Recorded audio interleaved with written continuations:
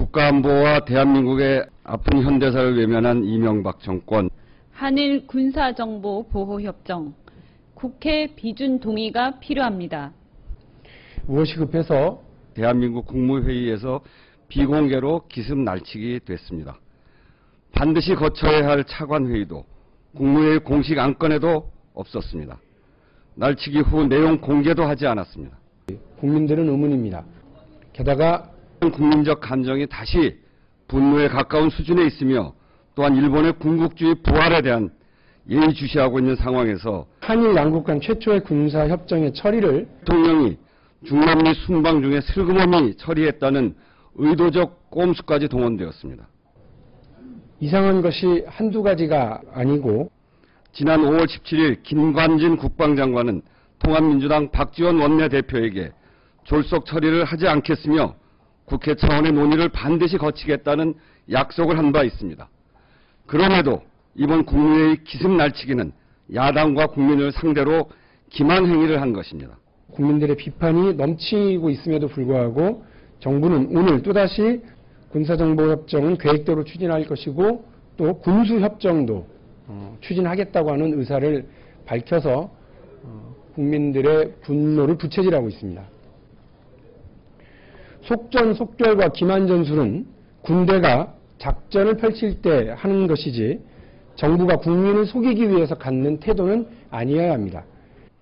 정부는 북한 장거리 로켓, 핵실험 등을 핑계로 대고 있지만 자국법 개정으로 핵무장을 추진하며 군사적 야욕을 드러내긴 일본도 마찬가지입니다. 북한 관련 정보 공유를 이유로 우리 안보 체계가 고스란히 노출되고 일본의 군사적 팽창은 더욱 용이해질 것입니다. 결국 동북아 정세의 불안감만 높이는 그런 짓을 한 셈입니다. 헌법 제60조는 한일 군사정보보호협정은 그 명칭과 형식을 불문하고 내용상 대한민국의 안전보장, 국가 안위에 관한 중대한 국가 간 약정이 분명하므로 국회 비준 동의가 반드시 필요합니다. 광우병 쇠고기 협상과 관련해서도 국민들에게 제대로 알리지 않았고 일방적으로 미국의 이익을 관철시키는데 급급했습니다. 게다가 미국에서 광우병 재발 시 즉각 수입 중단 조치를 하겠다고 국민에게 공개적으로 약속했던 것도 헌신짝 버리듯이 버리고 말았습니다. 임기 초부터 친일 시비가 끊이지 않았던 이명박 정권입니다.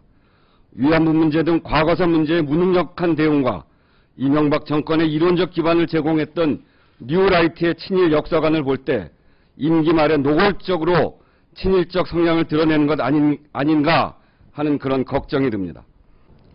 국민들의 이익과 의견은 안중에도 없다는 태도입니다. 광우병 쇠고기 수입 관련해서 이명박 정부가 보여줬던 굴욕적이고 무능한 태도는 이번 일본과의 협정 추진 과정에서도 그대로 드러나고 있습니다. 일각에서는 국회 동의가 필요 없다는 법제처 심사 의견을 거쳤다고 하는데 법제처에 확인한 결과 공식적으로 외교통상부가 법제처의 이 건과 관련하여 법령 해석을 요청한 사실이 없다고 합니다. 광우병 쇠고기 수입 반대 목소리를 무책임한 반미 선동으로 몰아붙였던 새누리당이 이번에는 국민들의 우려에 대해서 반일 감정은 국익에 도움이 되지 않는다는 태도를 보이고 있습니다.